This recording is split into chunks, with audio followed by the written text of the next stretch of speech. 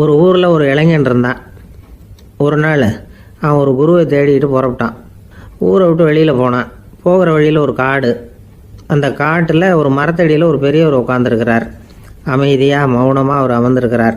இந்த பெரியவரை விசாரிக்கலாம், குருவை தேடி கண்டுபிடிக்கிறதுக்கு இவர் ஏதாவது ஒரு வழி சொல்லி கொடுப்பார் அப்படின்னு நினச்சிக்கிட்டு அவரை நெருங்கினான். ஐயா, எனக்கு ஒரு குரு தேவை, எங்கே கிடைப்பார், அவரை எப்படி அடையாளம் கண்டுபிடிக்கிறது, அதை பற்றி ஏதாவது விவரம் சொன்னீங்கன்னா நான் கண்டுபிடிச்சிக்குவேன் அப்படின்ட்டுருக்கான். பெரியவர் நிமிர்ந்து பார்த்தார். தம்பி, அது ரொம்ப சுலபம். அவர் வயசானவராக இருப்பார், என்னை விட சுமார் 30 வயசு அதிகமாக இருக்கும். அவர் ஒரு மரத்தடியில் தான் உட்காந்துருப்பார் அப்படின்ட்டுருக்கான். சரிங்க பெரியவரே, அது என்ன மாதிரியான மரம், எப்படி இருக்கும் அப்படின்னு கேட்டிருக்கான். பெரியவர் அந்த விவரங்களையும் சொல்லியிருக்கிறாரு. அது மட்டும் இல்லை, சந்திக்கிற நாள், நேரம், வினாடி முதற்கொண்டு எல்லா விவரங்களையும் துல்லியமாக சொன்னாராம். இவ்வளவு விவரங்களை இவரால் எப்படி சொல்ல முடியுது அப்படின்னு இவனுக்கு ஆச்சரியம். இருந்தாலும் அந்த பெரியவர் கடைசியாக ஒரு விவரம் சொன்னார். அது என்ன தெரியுமா, எப்படியும் நீ அவரை சந்திக்கிறதுக்கு ஒரு 30 வருஷம் ஆகும் அப்படின்னு சொல்லிவிட்டாராம். ரொம்ப நன்றிங்க பெரியவரே அப்படின்னு சொல்லிவிட்டு அந்த இளைஞன் புறப்பட்டுருக்கான். இப்போ அவனுக்கு குரு பற்றின விவரம் எல்லாம் கிடைச்சிட்டுது, சந்திக்கிற நேரமும் தெரிஞ்சுட்டுது. ஆனால் 30 வருஷம் அவரை தேடி அலைய வேண்டியிருக்குமே. அவன் தேட ஆரம்பித்தான். காடு மலை எல்லாம் சுற்றி அலைஞ்சான். பல வருஷங்கள் தேடினான். அழுத்து போயிட்டான். கடைசியில் அவனுக்கும் வயசாகிட்டுது. கடைசியில் தன்னுடைய சொந்த ஊருக்கே திரும்பி போய்கிட்டு இருந்தான். அங்கே ஒரு மரத்தடியில் அவன் தேடிக்கிட்டு இருந்த குருநாதர் கிடைச்சார். யார் அவருன்னா, 30 வருஷத்துக்கு முன்னாடி வழி சொல்லி கொடுத்தாருல அதே பெரியவர். அவருக்கு இப்போ 30 வயசு அதிகமாக இருந்தது. அதே மரம். அன்னைக்கு பெரியவர் சொன்ன அடையாளம் இப்போ பொருத்தமாக இருந்தது. இப்போ அந்த பெரியவர் சொன்னார், சரியாக வந்து சேர்ந்துட்டேன், வா, உனக்காக தான் நான் இவ்வளவு காலமும் காத்துக்கிட்டு இருந்தேன் அப்படின்னாரான். என்ன சொல்கிறீங்கன்றிருக்கான். 30 வருஷத்துக்கு முன்னாடி என்கிட்ட வந்தியே, அப்போவே என் காலம் வந்து முடிஞ்சு போயிருந்தது. அப்போவே என்ன உனக்கு அடையாளம் தெரியல, அதனால் இவ்வளவு காலம் உனக்காக காத்துட்டு இருக்கும்படி ஆயிட்டுது அப்படின்னாராம்.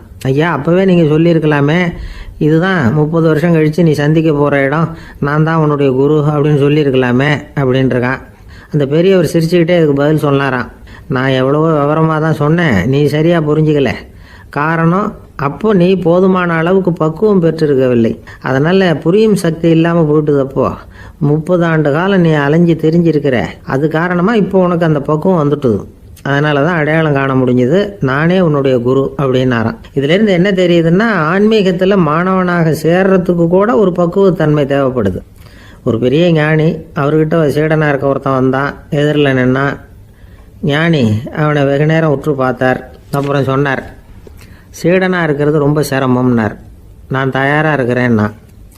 அது இன்னமும் சிரமமாச்சே, இங்கே வந்து குருவாக இருக்கிறது மட்டுமே சுலபம் அப்படின்னாராம். அப்படின்னா நான் குருவாகவே ஆயிடுறேன் அப்படின்னானா. இது போலவே இந்த காலத்தில் கதை ஒன்று உண்டு. ஒரு பள்ளிக்கூடத்தில் வகுப்பு ஆசிரியர் மாணவனை திட்டிக்கிட்டு இருந்தார். டேய், நீ 100க்கு 10 மார்க்கு தான் வாங்கிக்கிட்டு இருக்க, இவ்வளவு மோசமாக நீ படித்தா கடைசியில் மாடு மேய்க்கிறது கூட லாய்க்கு இல்லாதவனா ஆயிடுவேன், அதுக்கப்புறம் என்ன செய்ய போகிறேன் அப்படின்னாராம். பையன் தலையை சொரிஞ்சிக்கிட்டே சொன்னானா, சார் அப்படின்னா ஒன்று செய்கிறேன் அப்படின்னானா. இவர் கேட்டிருக்கார், என்ன செய்ய போகிறேன்னு. வேற என்ன சார், உங்களை மாதிரி ஒரு ஆசிரியர் ஆகிடுறேன் அப்படின்னானா. ஒரு பெரிய அரசன் இந்த உலகம் பூராவையும் ஆண்டுகிட்டு இருந்தான். ரொம்ப காலம் அப்படி அரசாட்சி பண்ணிக்கிட்டு இருந்தான். திடீர்னு அவனுக்கும் சில எதிரிகள் முளைச்சாங்க. அவங்கெல்லாம் ஒன்று சேர்ந்து இவனை தோற்கடிச்சுட்டாங்க. தோற்று போனதும் இவனுக்கு பயம் வந்துட்டுது, எங்கே எதிரிகள் நம்ம கொண்டுடுவாங்களோ அப்படின்னு. வெளியில் வந்தால் தனக்கு ஆபத்துன்னு பயந்துக்கிட்டு யாருக்கும் தெரியாமல் ஒரு குகைக்குள்ளே போய் பதுங்கி கிடக்கிறான். நிலைமையை பாருங்கள். முதல் நாள் வந்து அரண்மனையில் அதிகாரம் பண்ணிக்கிட்டு இருந்தவன் மறுநாள் வந்து குகையில் பயந்து போய் பதுங்கி கிடக்கிறான். ராத்திரி நேரம் வந்தது, பசி வயத்தை கிள்ளுது, பிச்சை எடுத்து சாப்பிட வேண்டிய நிலைமை. பிச்சை எடுக்கிறதுக்கு பாத்திரம் வேணுமே, என்ன பண்ணுறது அப்படின்னு அங்கேயும் இங்கேயும் பார்க்குறான். ஒரு மூலையில் யாரோ விட்டுட்டு போனால் ஒரு ஓடு கிடக்குது. அதை எடுத்துக்கிட்டு புறப்பட்டான். இருட்டில் வழி புரியல. ஏதோ ஒரு யூகத்தில் காலை மெதுவாக எடுத்து வச்சு நடந்து போய்கிட்டு இருக்கிறான். வழியில் ஒரு கருப்பு நாய் படுத்து கிடந்தது. இருட்டில் அவன் இது கண்ணுக்கு சரியாக தெரியல. அவனுக்கு தவறி போய் காலை வச்சுட்டான். அது மேலே நாய் சும்மா இருக்குமா, வள்ளுன்னு விழுந்து கடிச்சு விட்டுது. காலை பார்க்குறான், காலத்தையும் நினச்சி பார்க்குறான். அரண்மனையில் வந்து வீரக்கழல் அணிந்த காலை உடைய மன்னா அப்படின்னு புகழ்வாங்களே புலவர்கள்லாம். ஆனால் அது இன்னைக்கு நாய் கடித்த காலம் ஆயிட்டுதே அப்படின்னு நினைக்கிறான். அது மட்டும் இல்லை, முன்னாடியெல்லாம் பொற்கிண்ணங்களில் தான் அவன் சாப்பிடுவான். ஆனால் இப்போ உடஞ்சி போன ஓட்டு அது ஓட்டை வந்து கையில் வச்சுக்கிட்டு நிற்கிறான். அதில் ஏதாவது யாராவது சாப்பாடு போடுவாங்களான்னு. முன்னாடியெல்லாம் நிறைய பேர் அரண்மனைக்கு வருவாங்க. அரசருக்கு காணிக்கைன்னு சொல்லி இவன் காலடியில் கொண்டாந்து கொட்டுவாங்க. அப்போல்லாம் இவன் அந்த ஜனங்களுடைய முகத்தை திரும்பி கூட பார்க்கறதில்ல, ரொம்ப கர்வமாக உட்காந்துருப்பான். அதே ஆள் இன்றைக்கி எல்லார் கண்ணுலேயும் படுறது மாதிரி பிச்சை எடுத்துக்கிட்டு இருக்கிறான்.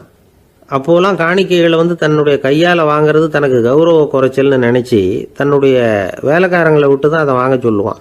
இப்போ பார்த்தீங்கன்னா அவனே தன் கையாலேயே பிச்சை வாங்குறான்.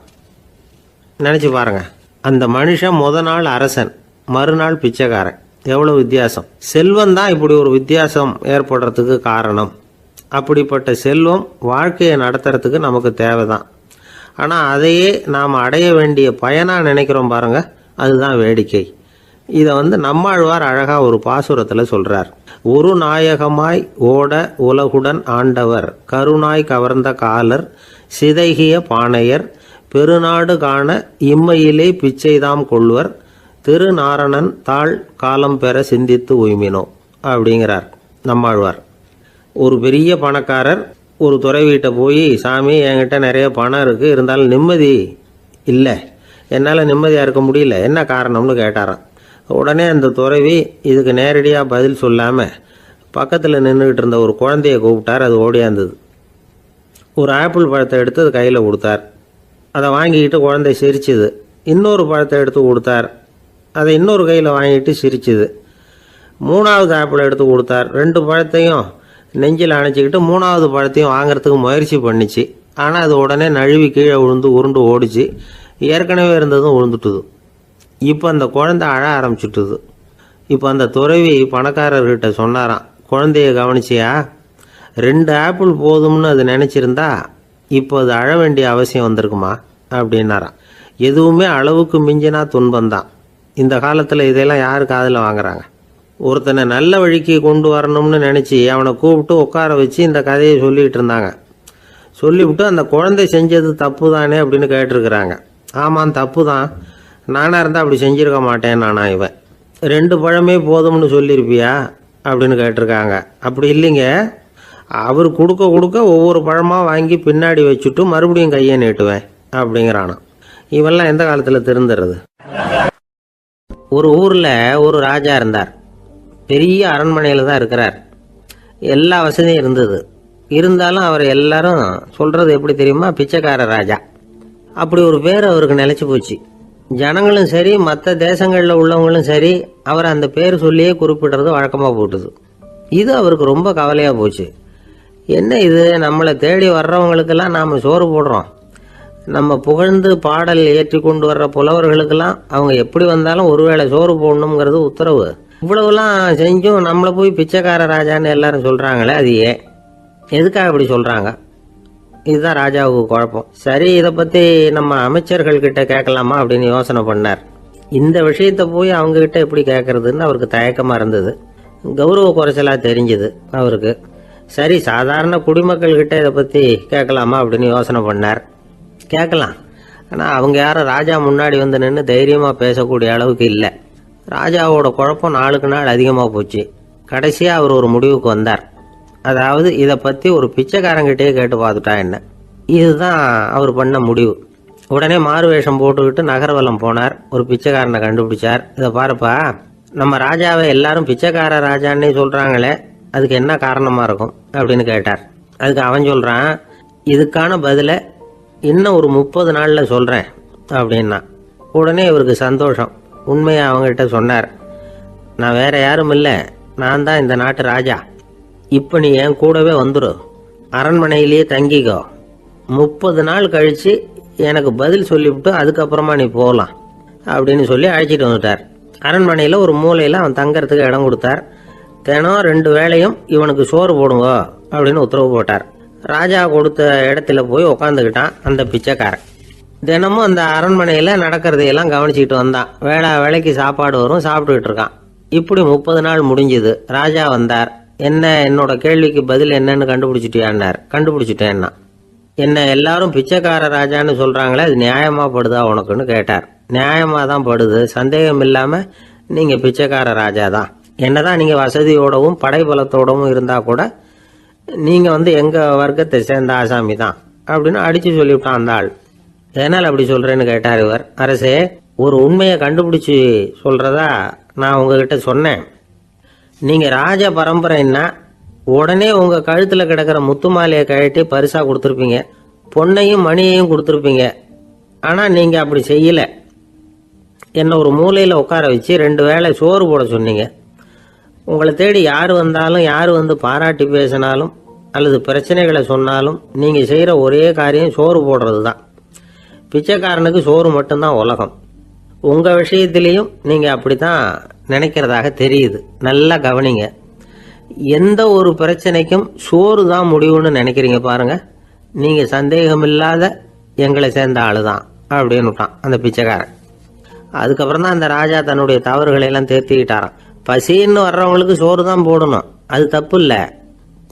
பாராட்ட வர்றவங்களுக்கெல்லாம் சோத்தையே போட்டு அனுப்புனா இப்படி தான் பேர் வரும். எனக்கு தெரிஞ்ச ஒருத்தர் தினமும் யாராவது ஒருத்தரை தன் வீட்டுக்கு அழைச்சிட்டு போவார், சாப்பாடு போட்டு அனுப்புவார். முன்னறிவிப்பு இல்லாமல் திடீர்னு ஒரு விருந்தாளியோட வீட்டில் போய் இவர் நிற்கிறது வழக்கம். அந்த அம்மாவும் இவருக்காக தயார் பண்ணி வச்சிருந்ததை இவர் அழைச்சிட்டு வந்திருக்கிற விருந்தாளிக்கு போட்டுருவாங்க. விருந்தாளி சாப்பிட்டுட்டு போனதுக்கப்புறம் இவர் மனைவி கிட்ட உனக்கு சிரமம் வேணாம் அப்படின்னு சொல்லிவிட்டு பக்கத்தில் உள்ள ஒரு ஹோட்டலுக்கு போய் காசு கொடுத்து சாப்பிட்டுட்டு வந்துடுவார். பல நாள் இப்படி நடக்கும். ஒரு நாள் அவரை தனியாக கூப்பிட்டுக்கிட்டு போய் ஏன் இப்படி பண்ணுறீங்கன்னு கேட்டோம். அதுக்கு அவர் சொல்கிறாரு, எங்கள் வீட்டு சாப்பாட்டிலேருந்து தப்பிக்கிறதுக்கு எனக்கு வேற வழி எதுவும் தெரியல சார், அதனால தான் இப்படி பண்ணிட்டு இருக்கிறேன் அப்படின்னார் ரொம்ப பரிதாபமாக. ஒரு ஊரில் ஒரு மன்னர் இருந்தார். அழகான அரண்மனையில் அவர் இருந்தார். அந்த அரண்மனையை விட அழகாக ஒரு மாளிகையை அந்த ஊர்லேயே வேற ஒருத்தன் கட்டியிருந்தான். அப்படி கட்டி முடிச்சதில் அவனுக்கு ரொம்ப பெருமை. எத்தனையோ செல்வந்தர்கள்லாம் வந்து பார்த்துட்டு, இந்த மாளிகையை விலைக்கு கொடுத்துட்றியா, எவ்வளவு விலை சொன்னாலும் சரி நாங்கள் வாங்கிக்கிறதுக்கு தயாராக இருக்கோம் அப்படின்னு சொல்லி கேட்டு பார்த்துட்டாங்க. நான் இதை விற்கிறதுக்கு தயாராக இல்லை அப்படின்னு சொல்லிவிட்டான். அவ்வளவு சிறப்பாக கலை அம்சத்தோடு அதை கட்டி முடிச்சிருக்கிறான். அதுவே ஒரு பெரிய அரண்மனை மாதிரி இருந்ததுன்னா பார்த்துங்களேன். சுற்றிலும் அழகான பூந்தோட்டம். ஒரு நாள் அவன் எங்கேயோ வெளியூர் போயிட்டு திரும்பி வந்துகிட்டு இருக்கிறான். அப்போது அந்த மாளிகை தீப்பெட்டி எரிஞ்சிக்கிட்டு இருக்கு. பதறி போட்டான். விலைக்கு கேட்டவங்க யாராவது இதை செஞ்சுருக்கணும், இல்லைன்னா மன்னரே செய்த சதியே என்னவோ, இப்படிலாம் அவனுக்கு சந்தேகம். ஒரு மூலையில் உட்காந்து அழ ஆரம்பிச்சிட்டான். அந்த சமயத்தில் அவனுடைய மகன் அங்கே ஓடி வந்தான். அப்பா அழாதீங்க, இதை நான் நேற்று ராத்திரியே நம்ம ஊர் மன்னருக்கு விற்றுட்டேன். இதை கட்டி முடிக்க நமக்கு எவ்வளவு செலவாச்சோ அதை போல் 3 மடங்கு விலைக்கு விற்றுட்டேன், கவலைப்படாதீங்க. இதை விட அழகான மாளிகையை நாம் புதுசாக கட்டிக்கலாம்னா. இதை கேட்டதும் அழுதுகிட்டு இருந்தவன் அழுகையை நிறுத்தினான், சிரிக்க ஆரம்பிச்சிட்டான். இதே இடத்த நான் வந்து மன்னர்கிட்ட இருந்து விலைக்கு வாங்குவேன், இதை விட அழகான மாளிகையை கட்டுவேன் அப்படின்னு சுற்றி நின்று எல்லார்கிட்டையும் சொல்லிக்கிட்டு இருந்தான். இந்த சமயத்தில் அவனோட இளைய மகன் ஓடி வந்தான். அப்பா, அண்ணன் சொன்னதெல்லாம் சரிதான், மன்னர்கிட்ட விலை பேசினதெல்லாம் உண்மைதான், ஆனால் விற்றது பேச்சு அளவில் தான். இனிமே தான் பத்திரம் வாங்கணும், எழுதணும், நீங்கள் கையெழுத்து போடணும், பதிவு பண்ணணும், மன்னர்கிட்ட பணம் வாங்கணும், அதுக்காகத்தான் உங்களை எதிர்பார்த்துக்கிட்டு இருந்தோம், அதுக்குள்ளே இப்படி ஆயிட்டுதுன்னா. இப்போ சிரிச்சுக்கிட்டு இருந்தாவன் சிரிப்பை நிறுத்தினான். மறுபடியும் குழந்தை மாதிரி அழ ஆரம்பிச்சிட்டான். இது ஒரு சம்பவம். இதிலிருந்து என்ன தெரியுது? அந்த அழகான மாளிகை தன்னுடையது அப்படின்னு நினைக்கும் பொழுது அவனுக்கு அழுகை வந்தது. அது தன்னுடையது இல்லை அப்படின்னு நினைக்கிற போது சிரிப்பு வந்தது. மறுபடியும் அது தன்னுடையது தான் அப்படிங்கிற உணர்வு வரும்பொழுது அழுகை. எது எதிலிருந்து நீ நீங்கி இருக்கிறாயோ அது அதிலிருந்து உனக்கு துன்பம் இல்லை அப்படிங்கிறார் திருவள்ளுவர். இந்த உடம்பு என்னுடையதில்லை அப்படிங்கிற உணர்வு வந்துட்டா அது ஒரு பெரிய நிலை. அந்த நிலை வந்து வரணும். எல்லாத்தையும் பயன்படுத்திக்கலாம், ஆனால் பற்றில் விழுந்துடக்கூடாது. உலகத்தில் இருங்கள், ஆனால் உலகத்தவராக இருக்காதீர்கள். உலகிற்குள் இருங்கள், உலகம் உங்களுக்குள் வந்துவிட அனுமதிக்காதீர்கள். விலகி இருங்கள், விழித்திருங்கள், மௌனமாய் பார்த்திருங்கள் அப்படிங்கிறது சான்றோர் கருத்து. செய்ய வேண்டிய கடமையிலிருந்து விலகி இருக்கிறவர்கள் நம்மகிட்ட நிறைய பேர் உண்டு. அப்படிப்பட்ட ஒருத்தர் டாக்டர்கிட்ட போனார். டாக்டர், நான் ஒரு கவர்மெண்ட் ஆஃபீஸில் வேலை பார்க்குறேன், எனக்கு ஒரே அசதியாக இருக்குது, என்னை சோதிச்சு பாருங்கள், ஆலோசனை சொல்லுங்கள் ஏதாவதுன்னார். டாக்டர் அவரை பரிசோதனை பண்ணி பார்த்துட்டு சொன்னார், இதோ பாரு, உனக்கு இப்போ தேவைப்படுறது முழு ஓய்வு. நீ எவ்வளவு சீக்கிரமாக ஆஃபீஸுக்கு போறியோ அவ்வளவுக்கு உனக்கு நல்லது அப்படின்னாராம். ஒரு ராஜா இருந்தார். நாடு பூராவும் நிறைய மரங்களை நட்டு வளர்க்கணுங்கிறது அவரோட ஆசை. தானே அதுக்கு முன்மாதிரியாக இருக்கணும்னு நினைச்சார். அரண்மனையை சுற்றி மரங்களை நட்டு வளர்த்தார். இதை பார்த்துட்டு ஜனங்களும் அவங்கவுங்க வீட்டை சுற்றி மரக்கன்றுகளை நட்டு வளர்த்தாங்க. கொஞ்ச காலத்தில் ஊர் பூரா பசுமையாக மாறிச்சு. எல்லாருக்கும் சந்தோஷமாக இருந்தது. இது ஒரு பக்கம் இருக்கட்டும். இப்போ நான் சொல்ல போகிற கதை வேற. அதாவது அந்த ராஜா ஒரு நாள் தன்னுடைய அரண்மனையை சுற்றி இருக்கிற விதவிதமான மரங்களை எல்லாம் போய் பார்த்தார். எப்படி இருக்கிறீங்க அப்படின்னு ஒவ்வொரு மரத்துக்கிட்டையும் விசாரிச்சாராம். எந்த மரமும் சந்தோஷமாக இருக்கிறதா தெரியல. அதுக்கும் மனசில் ஒரு குறை. முதல்ல ஆலமரத்துக்கிட்ட போனார். அது சொல்லிச்சு, மண்ணா நான் நல்லா பெருசாக வளர்ந்துருக்கிறேன், அடர்த்தியாக இருக்கிறேன், கிளையெல்லாம் 4 பக்கமும் நல்லா படர்ந்து தான் இருக்குது, இருந்தாலும் எந்த பிரயோஜனமும் இருக்கிறதா தெரியல எனக்கு. என்னுடைய பழம்லாம் ரொம்ப சின்னதாக இருக்குது, என் கண்ணுக்கு சரியாக புறப்பட மாட்டேங்குது. நான் இருக்கிற சைஸுக்கு என்னுடைய கிளையில் இருக்கிற பழம்லாம் எவ்வளவு பெருசாக இருக்கணும், அது இத்தினூண்டு இருக்கிறது எனக்கு பெரிய அவமானமாக இருக்குது. இப்படி இங்கே நின்றுக்கிட்டு இருக்கிறதே ரொம்ப கூச்சமாக இருக்குது. ஒரு நல்ல புயல் வந்ததுன்னா பேசாமல் சாஞ்சு விடலாமான்னு பார்க்குறேன் அப்படின்னு புலம்புது ஆலமரம். சரி இருக்கட்டும்னு நினச்சிக்கிட்டு ராஜா அடுத்தபடியாக ஒரு அத்தி மரத்துக்கிட்ட போனார். அதுவும் புலம்ப ஆரம்பிச்சுட்டுது. நான் கூட பெரிய மரம் தான், இல்லை இலையெல்லாம் அழகாக தான் இருக்குது, பழம் அழகாக இருக்குது, இருந்தாலும் உள்ள விஷயம் இல்லையே, அத்தி பழத்தை புட்டு பார்த்தா அத்தனையும் சொத்த அப்படின்னு பழமொழியே உண்டாயிட்டுதே. இப்படி ஒரு கெட்ட பேரோடு நான் இருக்கணுமா அப்படின்னு புலம்புது அது. சரி இது இருக்கட்டும் அப்படின்னு சொல்லி அடுத்தபடியாக வேப்ப மரத்துக்கிட்ட போனார். அது தன்னுடைய வேதனையை வெளியிட்டது. எனக்கு எவ்வளவோ மருத்துவ குணங்கள்லாம் இருக்கிறதா சொல்லிக்கிறாங்க, இருந்தாலும் என்ன பிரயோஜனம், என்னுடைய பழத்தை மனிதர்கள் யாரும் விரும்பி சாப்பிட்றது இல்லையே அப்படின்னுது. ராஜா அடுத்தாப்புல இருந்த ஒரு பனை மரத்துக்கிட்ட போனார். நான் நல்லா உயரமாக தான் வளர்ந்துருக்கிறேன், மற்ற மரங்கள்லாம் என்னை அண்ணாந்து தான் பார்க்கணும், இருந்தாலும் என்கிட்ட நிழலுக்காக யாரும் ஒதுங்கிறது இல்லையே அப்படின்னுது. என்ன இது எல்லா மரமும் இப்படி திருப்தி இல்லாமல் இருந்துகிட்டு இருக்குதே அப்படின்னு நினச்சிக்கிட்டே ராஜா அடுத்தபடியாக அங்கே இருந்த ஒரு பைன் மரத்துக்கிட்ட போனார். அழகாக உயரமாக பசுமையாக தான் இருந்தது, ஆனால் பழமோ பூவோ கிடையாது. அதை நினச்சி அது வருத்தப்பட்டுக்கிட்டு இருக்குது. ஓக் மரம் அது ஒன்று நின்றுட்டு இருந்தது. அது என்ன சொல்லிச்சுன்னா, இலையுதிர் காலத்தில் என் மேலே இருக்கிற எல்லா இலைகளும் உதிர்ந்து போடுது, முடி கொட்டின மனிதர்கள் மாதிரி மொட்டையாக நான் நிற்க வேண்டி இருக்குது, என்ன வாழ்க்கை இது அப்படின்னு சொல்லி அழுத்துக்கிட்டது. சரி புளிய மரம் என்ன சொல்லுது பார்ப்போம்னு அதுகிட்ட போனால், என்னுடைய நிழலில் யாருமே தங்க மாட்டாங்க, உடம்புக்கு சூடுன்னு ஒதுங்கி போயிடுவாங்க, அடிமரத்தை பார்த்தீங்கன்னா பட்டையெல்லாம் உறிஞ்சி பார்க்கறதுக்கே கேவலமாக இருப்பேன் அப்படின்னுது அது. முருங்கை மரம் என்ன சொல்லிச்சு தெரியுமா, என்னுடைய இலை காயெல்லாம் சாப்பிட்றவங்களுக்கு சத்து கொடுக்கறது வாசம்தான், ஆனால் என் உடம்புல சத்தே கிடையாது, கொஞ்சம் வேகமாக காற்று அடிச்சதுன்னா முறிஞ்சி விழுந்துடுறேன், என்ன வாழ்க்கை இது அப்படின்னு சொல்லி அது வருத்தப்பட்டது. ராஜா யோசனை பண்ணார், என்ன இது மரங்கள் பூமியின் வரங்கள்னு சொல்கிறோம், மழை பெய்யறதுக்கு அதுதான் காரணம், பூமி செழிப்பாக இருக்கிறதுக்கும் அதுதான் காரணம், வீடு கட்டுறதுக்கு மரம், நாற்காலி செய்ய உபயோகப்படுத்துறதுக்கும் அதுதான் உபயோகப்படுது, மனுஷனுக்கு வேண்டிய ஆகாரங்களையும் கொடுக்குது, இப்படிலாம் இருந்தும் எல்லா மரமும் நிம்மதி இல்லாமல் இருந்துகிட்டு இருக்குதே அப்படின்னு நினைச்சார். அப்போ அங்கே இருந்த ஒரு மகிழ மரம் அவர் கண்ணில் பட்டது. அந்த மரம் மட்டும் கொஞ்சம் நிம்மதியாக மகிழ்ச்சியாக இருக்கிறது மாதிரி தெரிஞ்சுது. உடனே ராஜா அதுகிட்ட போனார். உனக்கு மனசில் எதுவும் குறை இல்லையான்னு கேட்டார். இல்லை நான் சந்தோஷமாக தான் இருக்கேன்னு அந்த மகிழ மரம். அப்படியான்னு ஆச்சரியமாக கேட்டார் ராஜா. ஆமாம் மன்னா, இந்த இடத்துல நீங்கள் ஒரு முருங்கை மரத்தையோ வேப்ப மரத்தையோ கூட நட்டிருக்கலாம், ஆனால் இந்த இடத்துல நடுறதுக்கு என்ன தேர்ந்தெடுத்திருக்கிறீங்க, அதுவே எனக்கு பெருமை, அதுவே எனக்கு திருப்தி அப்படின்னு தான் மகிழ மரம். மகிழ மரம் சாதாரணமாக தான் இருக்கும், இளம் மஞ்சள் நிறத்தில் பூக்கள், அது காய்ந்தும் மனம் வீசும். மகிழ மரம் மாதிரி மன திருப்தியோடு வாழறதுக்கு நாம் கற்றுக்கணுமா. நாம் இந்த உலகத்தில் ஒரு நாயாவோ நரியாவோ கூட பிறந்திருக்கலாம், மனுஷனாக பிறந்திருக்கிறோம், அதுவே பெருமை தானே. இந்த நிறைவு தான் மகிழ்ச்சியின் ரகசியம்.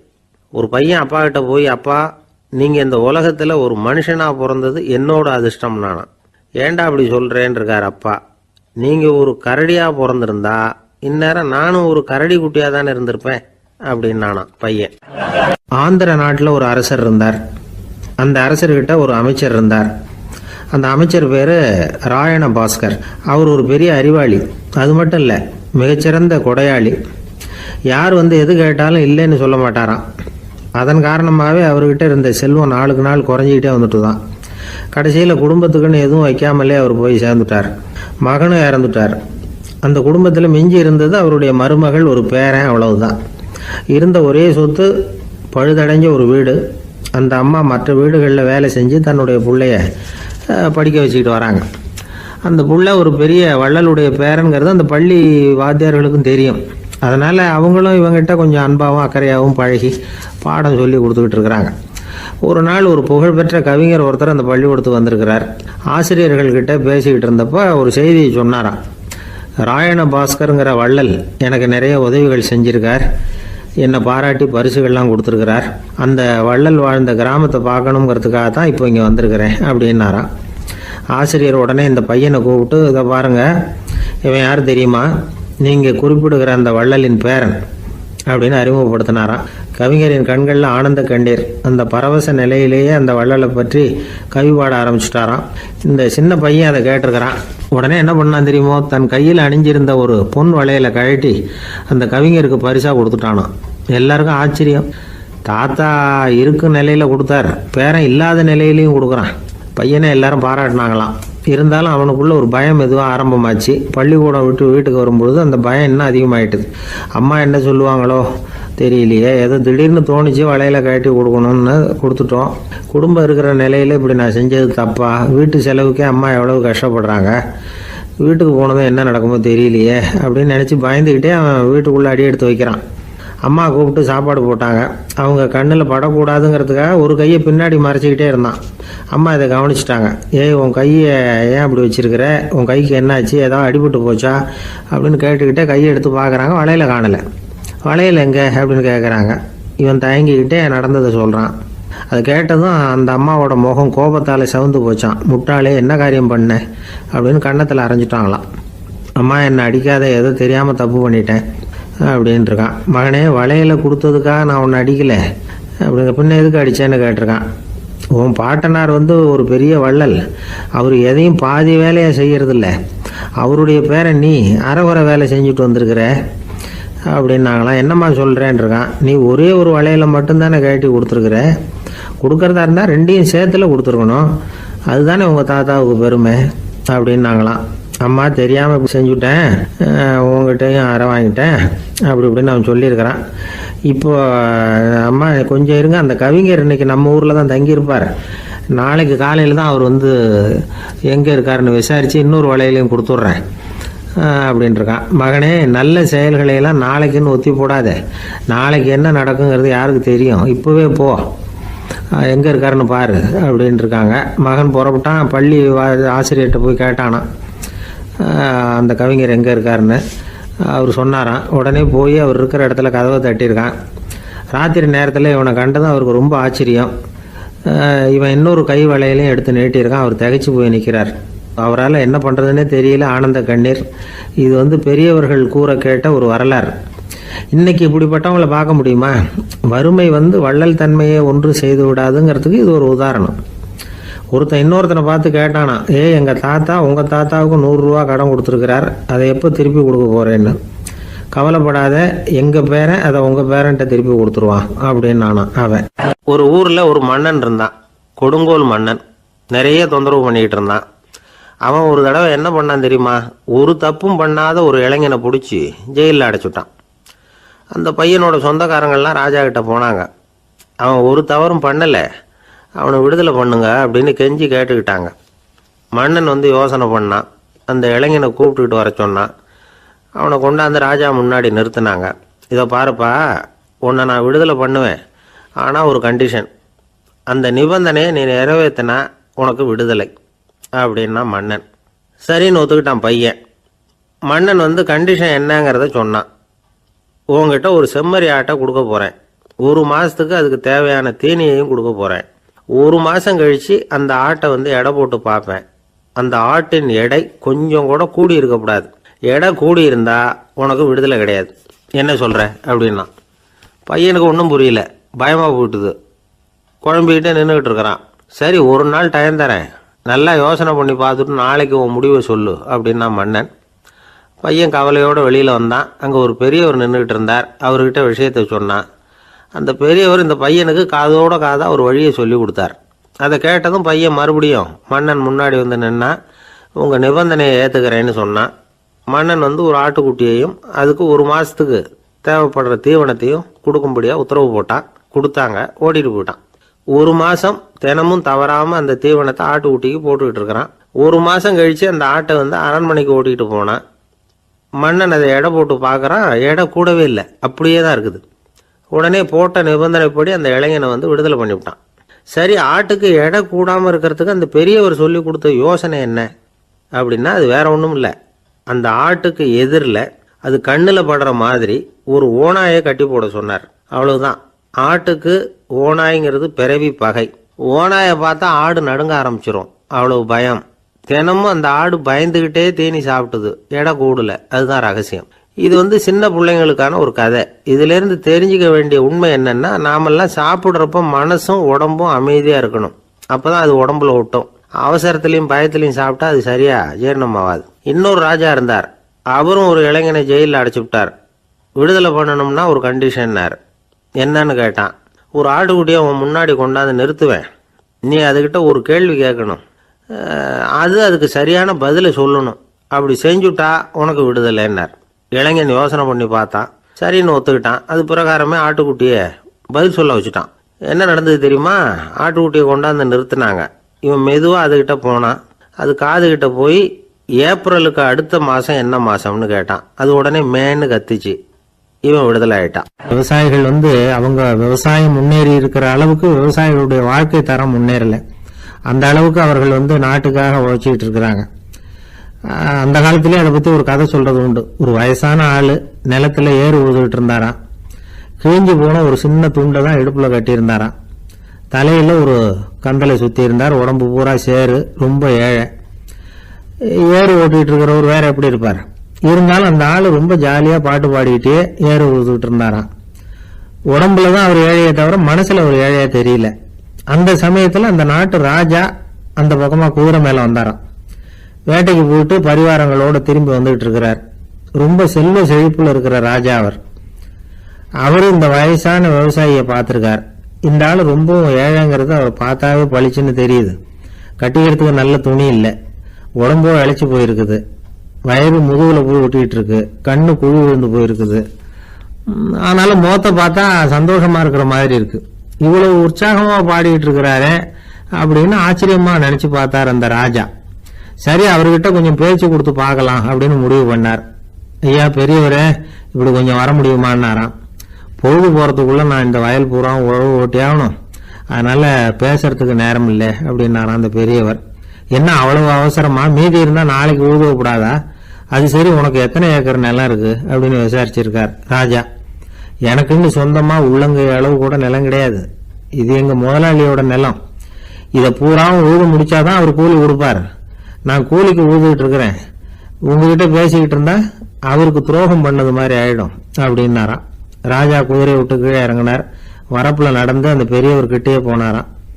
சரி, ஒரு நாள் பூரா உழுதா உனக்கு எவ்வளவு கூலின்னு கேட்டிருக்கார். 8 அணா கூலி கிடைக்கும்னாராம் அவர். இது ரொம்ப காலத்துக்கு முன்னாடி நடந்த ஒரு சம்பவங்கிறதுனால அப்ப 8 அணா கூலிங்கிறது ரொம்ப பெருசு. இருந்தாலும் அதுவும் அந்த ராஜாவுக்கு பெரிய கூலியா தெரியல. இவ்வளவுதானா, இதை வச்சுக்கிட்டு நீ எப்படி காலம் தள்ளுற அப்படின்னாராம். ஒன்னும் கவலை இல்லை அப்படின்னாராம் அவரு. ராஜாவுக்கு ரொம்ப ஆச்சரியமா போச்சு. 8 அணா கூலி வாங்குற இந்த ஆளு கவலை இல்லாம இருக்கிறார், ஏராளமான வசதியோட இருக்கிறன்னா கவலை இல்லாம வாழ முடியலையே அப்படின்னு நினைச்சு பார்த்திருக்கார். அது சரி, 8 அணாவில் எப்படி குடும்பம் நடத்துற அப்படின்னு கேட்டாராம். எனக்கு கிடைக்கிற 8 அணாவில் 2 அணா குடும்பத்துக்கு செலவழிக்கிறேன், 2 அணா பழைய கடனுக்கு கொடுக்குறேன், 2 அணா தர்மம் செய்யறேன், 2 அணா வட்டிக்கு கொடுக்குறேன், ஒரு குறையும் இல்லைன்னாராம். ராஜாவுக்கு ஒன்றும் புரியல. எனக்கு ஒன்றும் புரியலேன்னு இருக்காரு. ஐயா, எனக்கும் என் மனைவிக்கும் 2 அணா செலவாகுது. வயசான அம்மா அப்பா இருக்கிறாங்க, சின்ன வயசுல என்னை காப்பாத்தினவங்க அவங்க. அந்த கடனுக்கு 2 அணா செலவாகுது, அது பழைய கடன். என் தங்கச்சி ஒருத்தி ஆதரவு இல்லாத நிலைமையில தன்னுடைய மகனோட என் வீட்டுல இருக்கிறா. அவளுக்கும் அவள் மகனுக்கும் 2 அணா செலவு பண்றேன், அது தர்மம். எனக்கு 2 பிள்ளைங்க இருக்கிறாங்க, அவங்களுக்கு 2 அணா செலவு பண்றேன், அது வட்டிக்கு கொடுக்கறது மாதிரி. பிற்காலத்துல அவங்க எங்களை காப்பாத்துவாங்க. அந்த வகையில நான் திருப்தியோட வாழ்ந்துகிட்டு இருக்கிறேன் அப்படின்னாராம். ராஜாவுக்கு அர்த்தம் புரிய ஆரம்பிச்சுதான். அந்த பெரிய நிலத்தை விலை கொடுத்து வாங்கி அந்த பெரியவருக்கே தானமா கொடுத்துட்டாராம். இப்போ ஊழவருக்கே நிலம் சொந்தமாயிட்டுது. அன்னையிலிருந்து அரசனுக்கும் ஆறுதல் கிடைச்சுதான். இப்படி ஒரு கதை சொல்லுவாங்க. 8 அணா வருமானத்தை வச்சுக்கிட்டு எப்படி காலத்தை தள்ளுறதுன்னு சொல்றதுக்காக இந்த கதையை சொல்றதாக யாரும் தப்பா நினைச்சுக்க கூடாது. கிடைக்கிறத எப்படி பங்கு போடுறார், எப்படி திருப்தியா வாழறார் அப்படிங்கிறது தான் முக்கியம். அது மாதிரி இன்றைக்கு இந்த பொங்கல் திருநாள்ல உழவர்கள் மனசு மகிழ்ச்சியா இருந்ததுன்னா அது எல்லாரும் மகிழ்ச்சியா இருக்கிறது மாதிரி அர்த்தம். அதனால அவர்கள்ட்ட இருந்து நாம பாடம் கத்துக்கணும். சில உழவர்கள் தங்கள் நிலத்துல விளையறத தாங்கள் சாப்பிட மாட்டாங்க. அடுத்தவங்கள்ட்ட வித்துட்டு சந்தையில போய் வேற அரிசி வாங்கிட்டு வந்துதான் இவங்க சாப்பிடுவாங்க. அப்படிப்பட்ட விவசாயிகள்லாம் இது உண்டு. பங்கிடுகிற பண்பை உழவர்கள்ட்ட இருந்து கற்றுக்கொள்ளுங்கள் அப்படிம்பாங்க. ஒரு ஆள் நிம்மதியா மகிழ்ச்சியா இருந்தானா, உங்க நிம்மதிக்கும் மகிழ்ச்சிக்கும் என்ன காரணம்னு கேட்டிருக்காரு இன்னொருத்தர். என்கிட்ட இருந்தது பூராவையும் என் பிள்ளைங்களுக்கு சமமா பங்கு போட்டு கொடுத்துட்டேன், எனக்குன்னு எதுவுமே வச்சுக்கல, அதுதான் நிம்மதிக்கு காரணம்னு இருக்கான். உங்ககிட்ட இருந்தது எவ்வளவு இருந்தது அப்படின்னு கேட்டிருக்காரு.